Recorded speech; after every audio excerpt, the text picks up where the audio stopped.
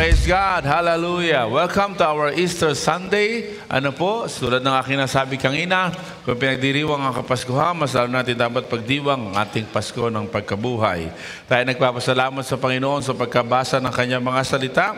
Sa pagbasa pa lamang nito, ramdam natin ang kapangyarihan ng ating Panginoon. Ano po? Sabi po ng talata na binasa po kanina, mga kapatid, pang-ilang beses na pagkapakita ng Panginoon sa mga alagad. Tingnan nyo nga po. Pang-ilang beses na. Sabi sa verse 14. Ano po verse 14? Look at verse 14. Pang-ilang beses na po. So, mula na nabuhay na magmuli ang Panginoon, ano po? Pang-ilan? Ano po? Pang-ilan? Third time. Pang-ilan?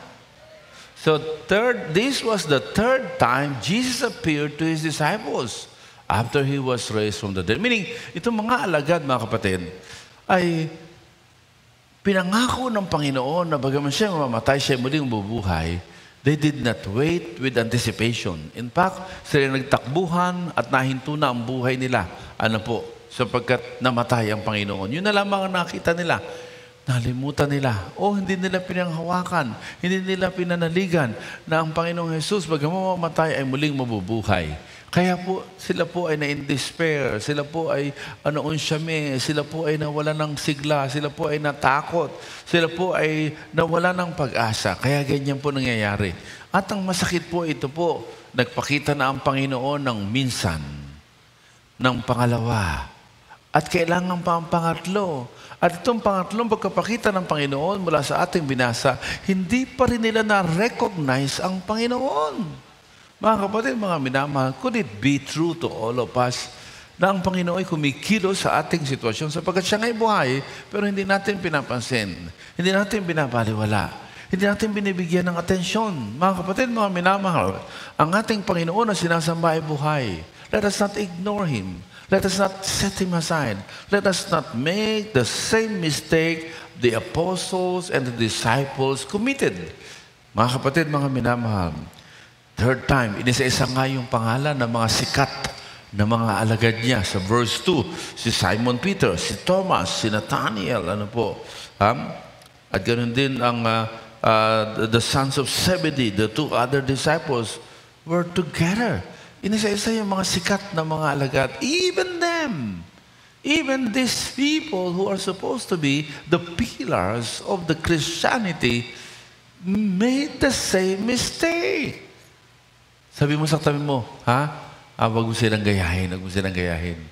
Don't make the same mistake of ignoring, setting aside the fact that our Jesus is alive. Meaning, the fact that Jesus is alive is something that you and I can experience.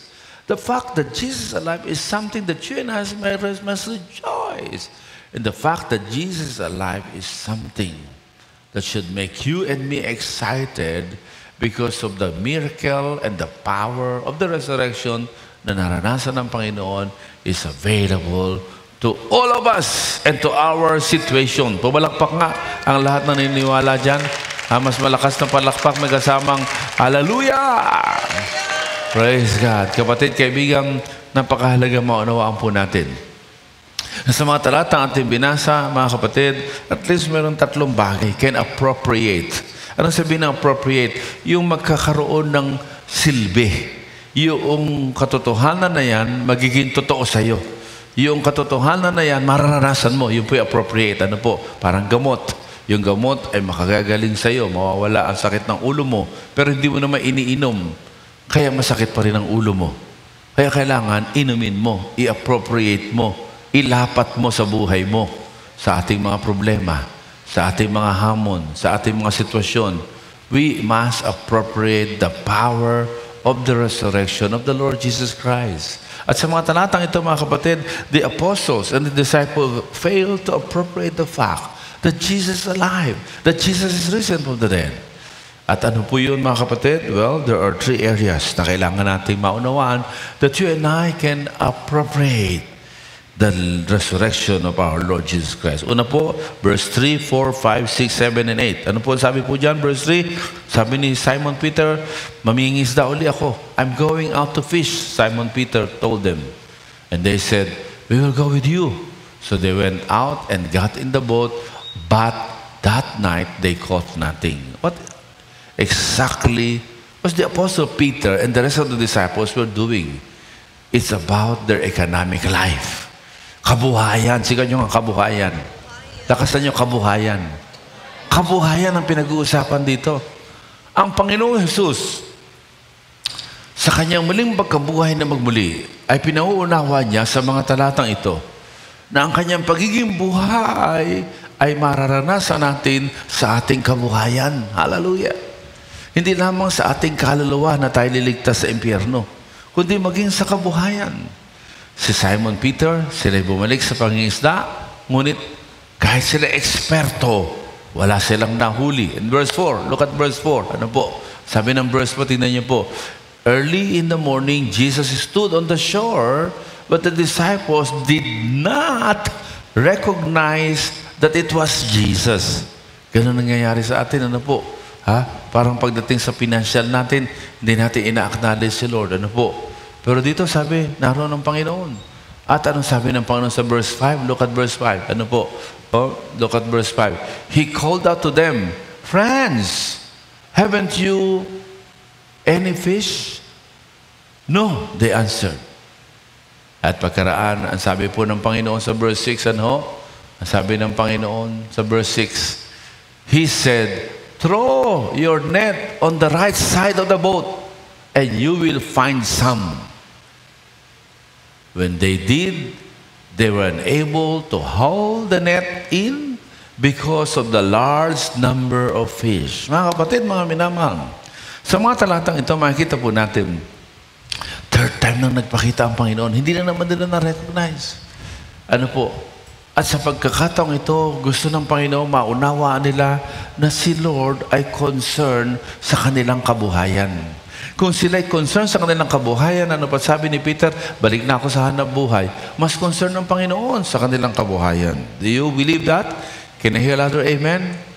Kung ikaw ay nag-aalala sa kakanin mo sa araw-araw, sa pagkain, sa tirahan, ano po, sa iyong economic life, concern si Lord, ano po, sa ating economic life. Mga kapatid, mga minamahal, sa mga talatang ito, makikita po natin na ang Panginoon gave them instructions on what to do. Alam niyo, kung minsan ito ang problema po natin, ano po, nalilimutan natin that our living Lord, number one, cares about our economic stability. Because Jesus is alive, He is not only concerned about your soul, He is concerned about your sikmura, yung ating economic life. Ano po? Paano tayo pagpapalain economically? Kaya po, sila Peter, binigyan niya ng instruction. At nang sumunod, sila Pedro, sa instruction ng Panginoon, doon sila pinagpala economically. Alam niyo mga kapatid, mga minamahal, sa ating pong kabuhayan, gawin mong partner si Lord.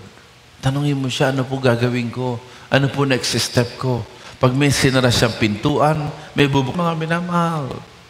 Kapag mayroong transaksyon na hindi natuloy, baka may bagong transaksyon na mas maganda. This week may lumapit sa akin, nagbebenta sila ng lupa, 1.2. Tapos magbabayaran na, biglang nagbago isip. At sila'y naiyak at nanghina sapagkat hindi natuloy. Pero naalala nila yung ating serye na you must be grateful for the challenges. Kaya, sabi nila, itiwala natin to sa Diyos. At tanungin natin kay Lord, ano ang susunod na step? At ang sabi ni Lord, mag-antay kayo.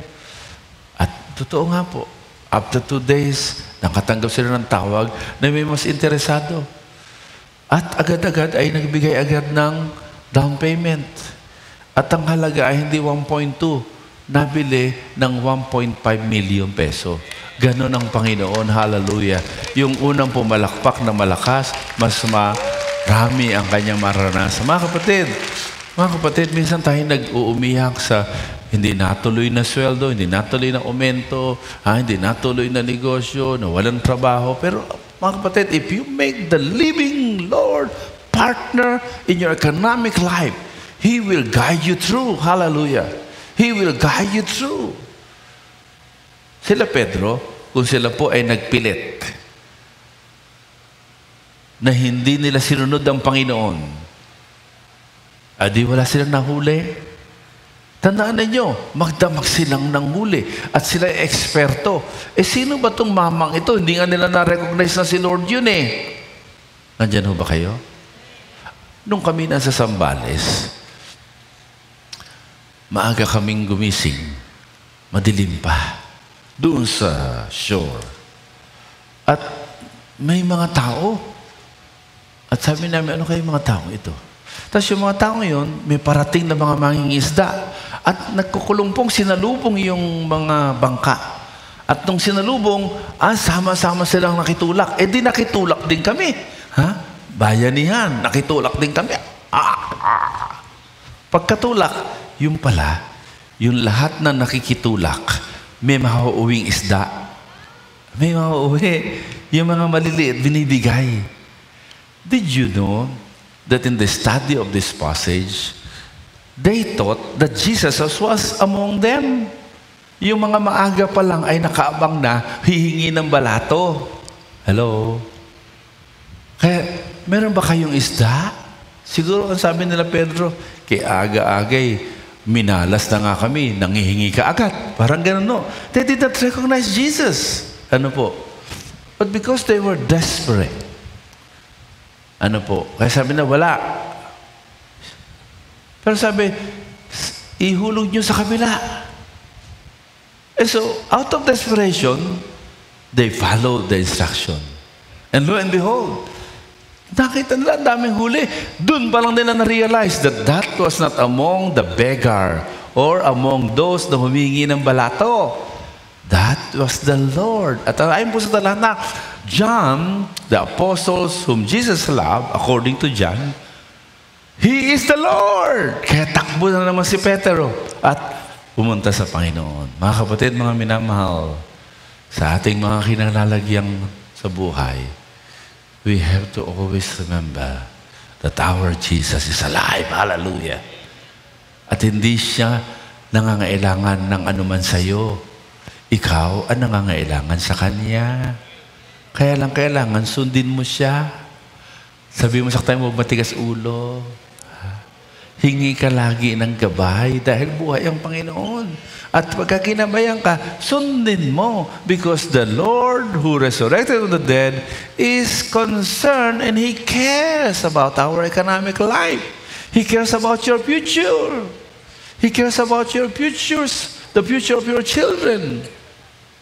Kaya alam niyo mga kapatid, tayo raw po ay nasa pagitan ng dalawang magnanakaw. Yung unang regret, mga pinagsisihan natin.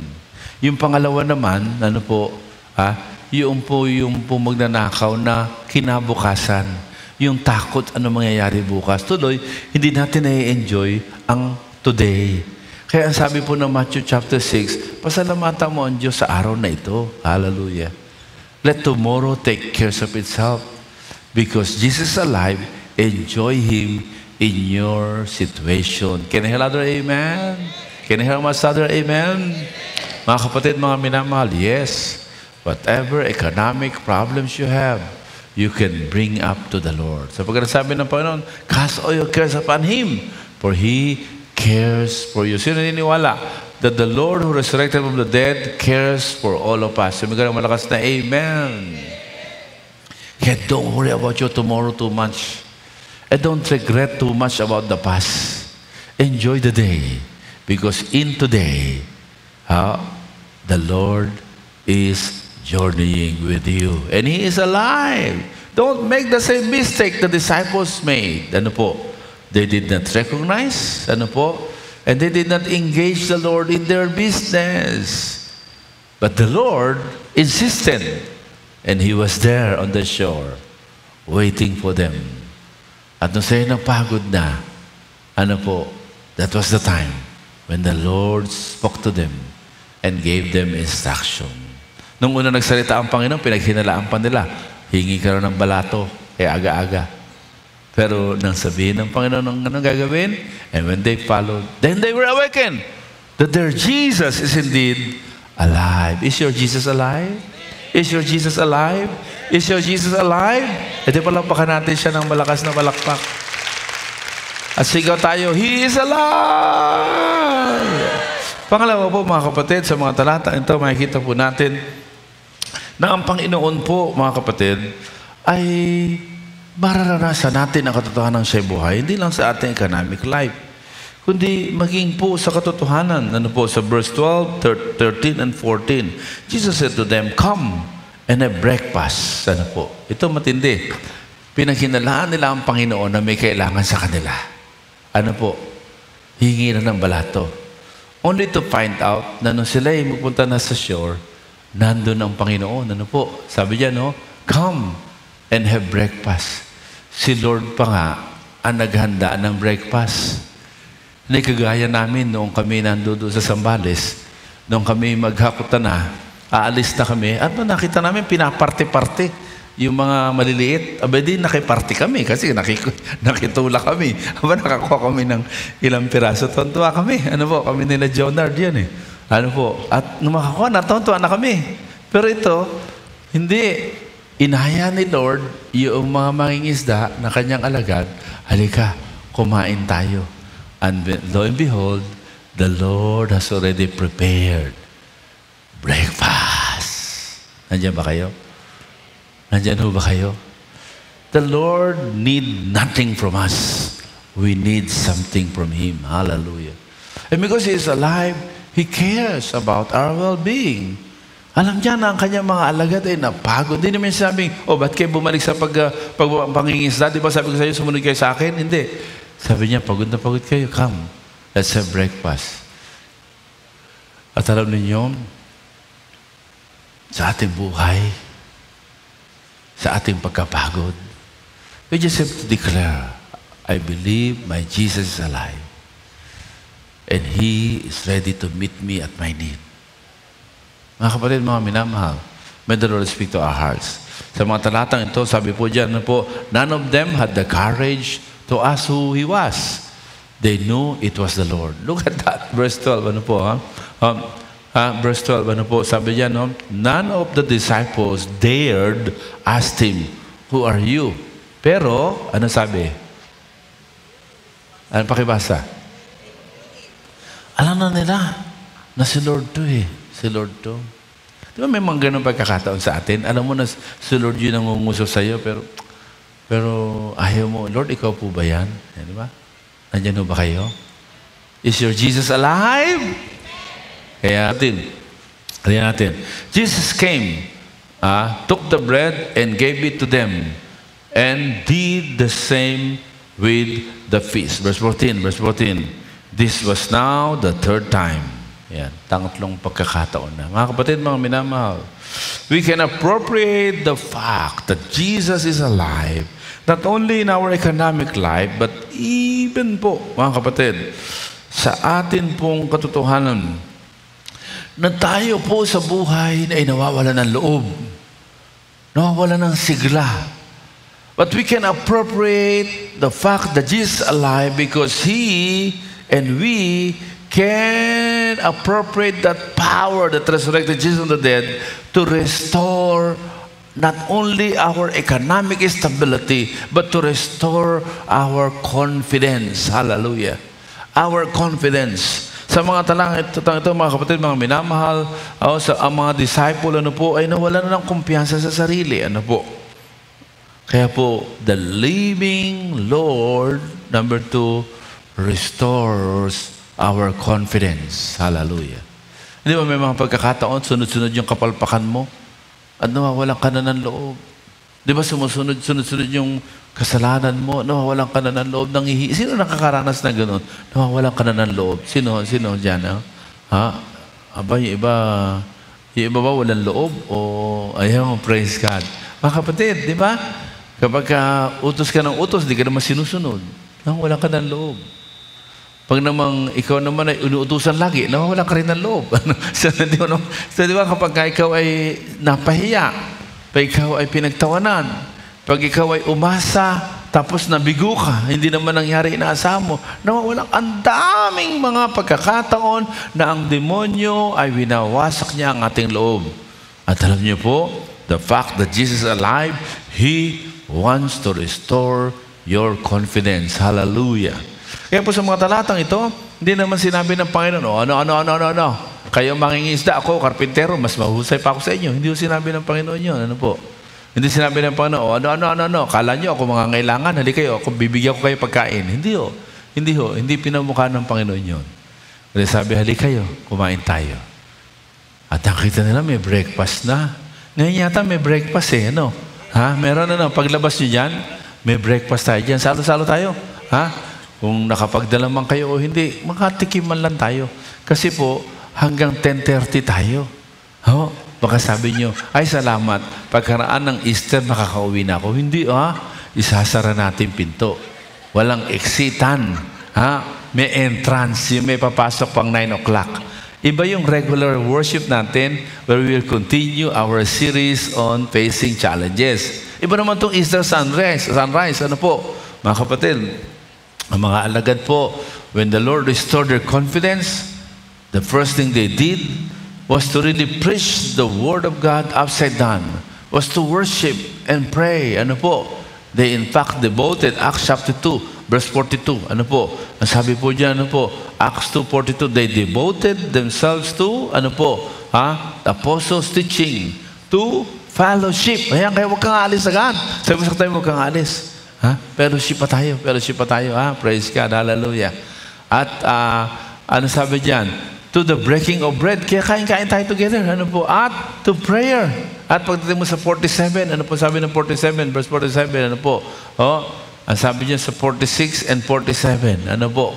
Napakaganda, ano po? Na sila talagang everyday. Ayan, everyday.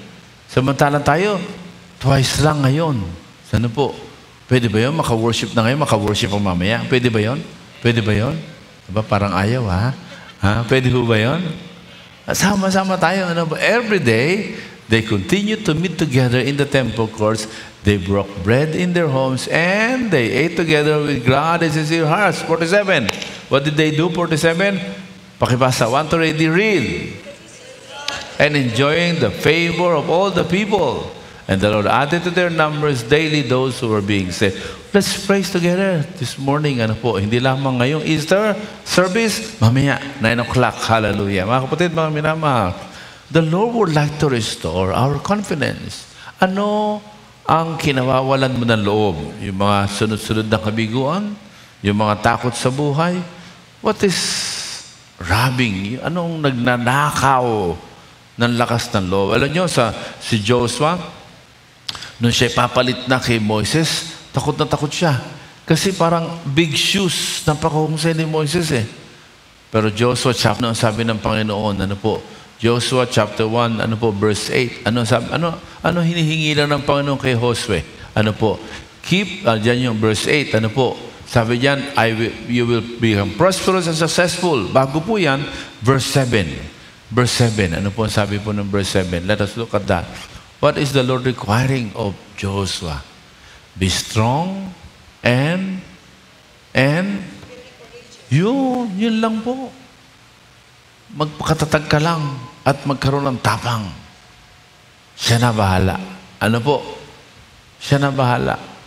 At inulit siya sa verse 9. Verse 9. Tignan niyo po yung verse 9. Verse 9. Ano po? Have I not commanded you? Ano ang utos? Pakilakas. Ano utos? And do not be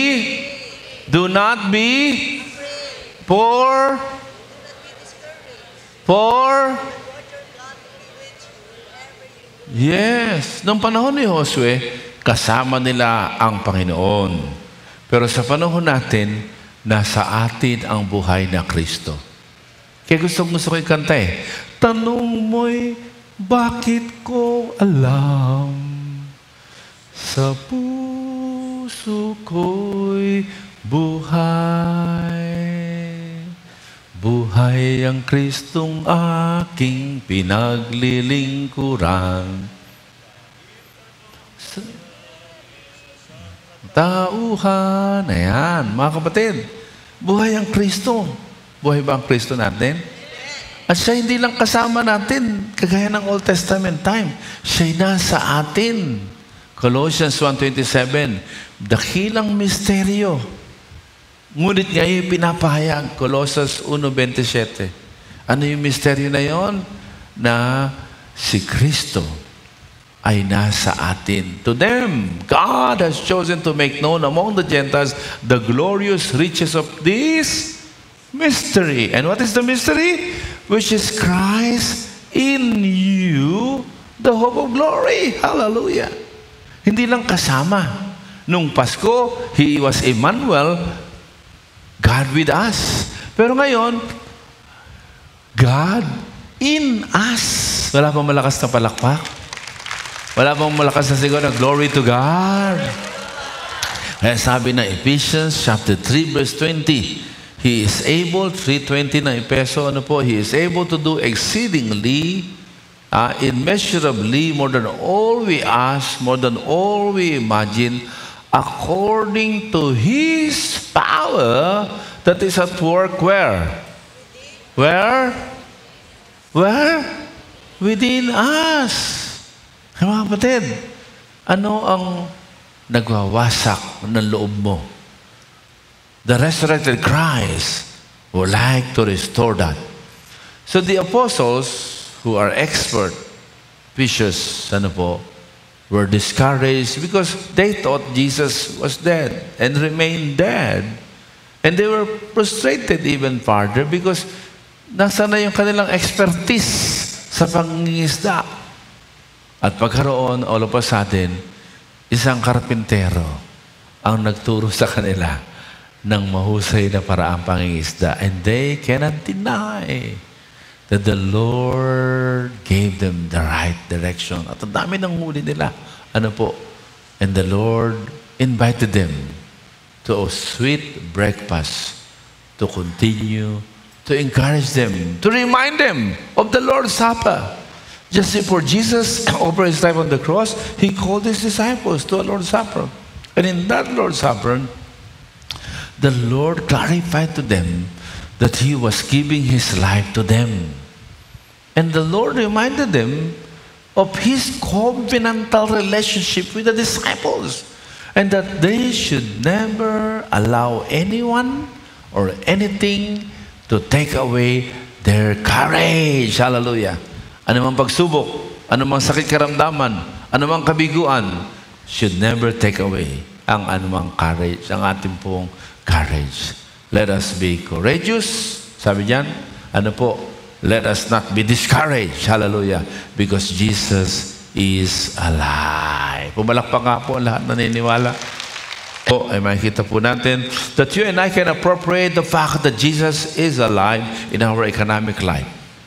He can restore your finances. Hallelujah. Pangalawa, we can appropriate the fact that Jesus is alive even in our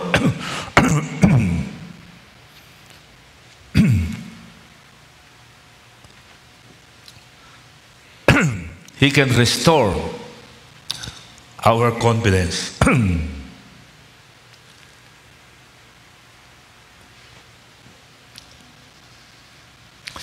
Mga kapatid, mga minamahal, when was the last time that you were discouraged? Appropriate the fact that Jesus is alive. More than what He can do sa iyong sitwasyon, He is at work inside. He is at work within.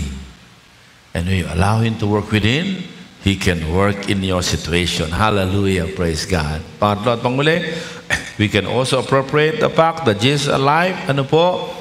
Because He would like to restore even He wants to restore you and me to our calling. Hallelujah. Ang mga alagad po ay tumalikod na sa kanilang calling to preach the gospel. And they went back to their job. Iba nagtakbuhan.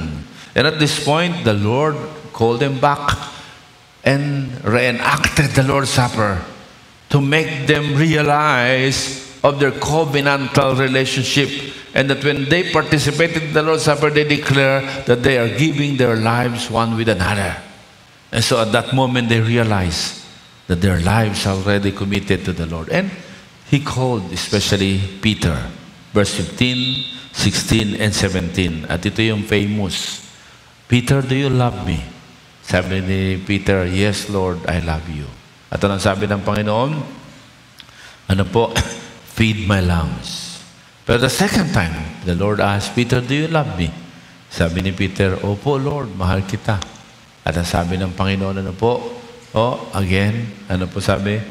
Take care of my sheep. Verse 16. And verse 17, the third time, at dito nalungkot si Peter. Dahil tinanong siya ulit, the third time, do you love me, Peter? At sabi ni Peter, nalungkot siya. At sabi, Lord, alam mo naman lahat ng bagay. Alam mo na mahal kita. At sabi ng Panginoon, feed my sheep. What is the Lord saying? Not only to Peter, but to the rest of the apostles when He called them back to the Lord's Supper. And at this time, the Lord is talking to them. At sabi ng Panginoon kay Apostle Peter, I am restoring you back.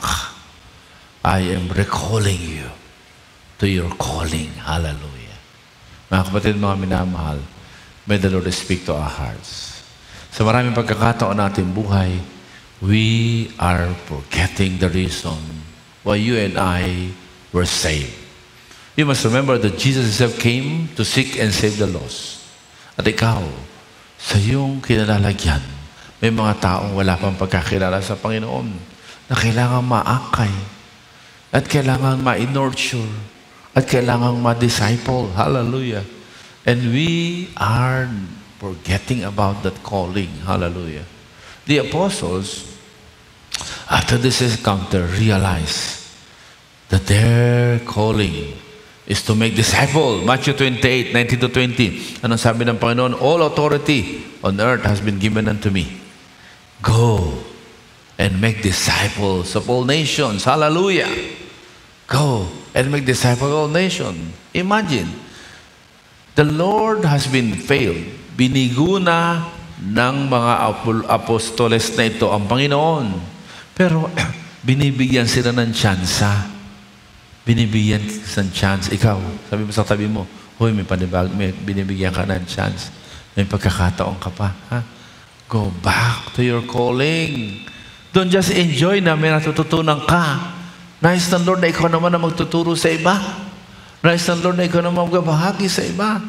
Don't just enjoy, Lord, mamaakay ka para may ma-bless through you. Hallelujah. Praise God. At sabi ng Panginoon kay Pedro, kung talagang mahal mo ako, huwag ka lang nag-i-enjoy. Feed my lamb. Take care of my sheep. Feed my sheep. To the mission. Matthew 28, 19-20. Ano sabi po? Go and make disciples of all nations. 2 Timothy chapter 2, verse 2. Ano po? Ang natutunan mo, tinanggap mo na sa akin, sa harap ng iba. 2 Timothy chapter 2, verse 2. Ano po? Ibahagi mo rin sa iba. Kaya hindi lumalago kasi gusto mo lang nakikinig eh. Pero subukan mo magbahagi. Kaya yung mga, minsan yung mga irresponsable, sabi ng mga magulang, mag-asawa ka na nga. Baka pag nagkaanak ka, tumino ka. Ay, nabagoan niya. Paano nagkaasawa at nagkaanak? May responsibility na. Ayun. Mga kapatid, when you become responsible Christian, na meron kang inaalagaan, merong sheep ni Lord na inaakay mo. Maliwanag naman yung ating journey to maturity. Ano po, nandyan yan. Pinakita nung nakaraang Sunday pa. Ayaw ko kumakikita na mula sa pagiging seeker, inaakay natin maging young believer. At yung young believer, ino-nurture natin, ano po, magiging disciple. Kapag naranasan mo yun na nag-aakay ka, ano po, dahil buhay ang Kristo, ayaw mo ikaw lang mapagpala. Gusto mo iba mapagpala rin. Ako yung sabi niya, no, 4 generation. Ano po? Yung nadinig mo, ipagkatiwala mo sa reliable men, o makapagtitiwala rin sa qualified men, at makapagtuturo sa others. Mga kapatid, mga minamahal. The apostles were recalled back to their calling. And the Lord Jesus is saying, because I am alive, I want you to experience greater blessing. At ano ba sabi ng Matthew 6:33? Para natin maranasan ng greater blessing. Seek ye first the kingdom of God, and all of these things shall be added unto you. Hallelujah. If you continue to pursue, reaching out to non-believer, ushering them to the Lord, at yung tatanggap kay Lord ay aalagaan mo ng ating lakbayin, nurturing, at siya ay tutulungan mong makadalo sa EBB at tutulungan mong maging bahagi ng community of disciples. Wow! There's something beautiful that will happen to you. Alam nyo, mga alagad, mula nang bitawan nila yung calling nila, dahil akala nila namatay si Jesus eh. Akala nila baliwala ang kanilang pananampalataya. Naging madilim na ang kanilang mukha. Naging lupaypay ang kanilang balikat.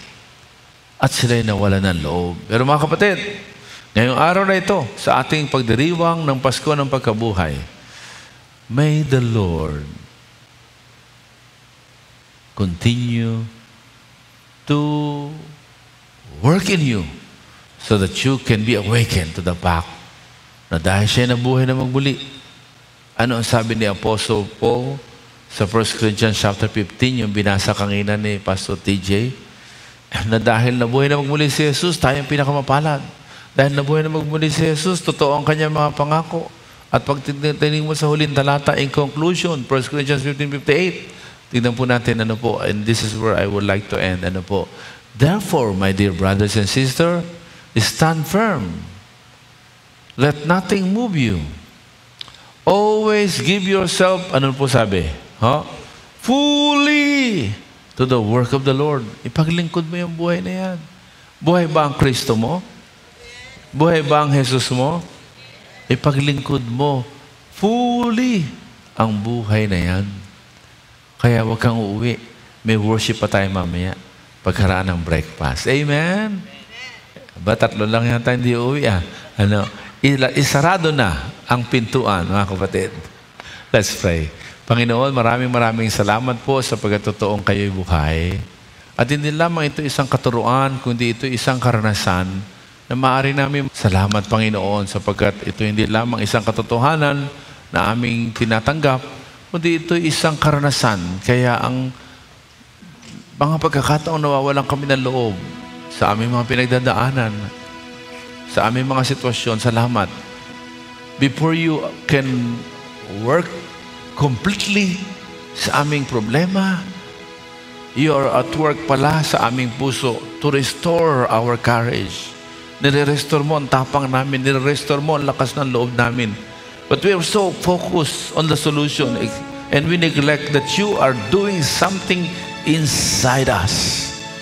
We allow you, Lord, to move and to work. Sino man sa atin nang may panghihina ng loob, can I ask you to right now stand up before the Lord and you want God to restore your courage. Ikaw ay nanghihina. Ikaw ay nawawalan ng loob.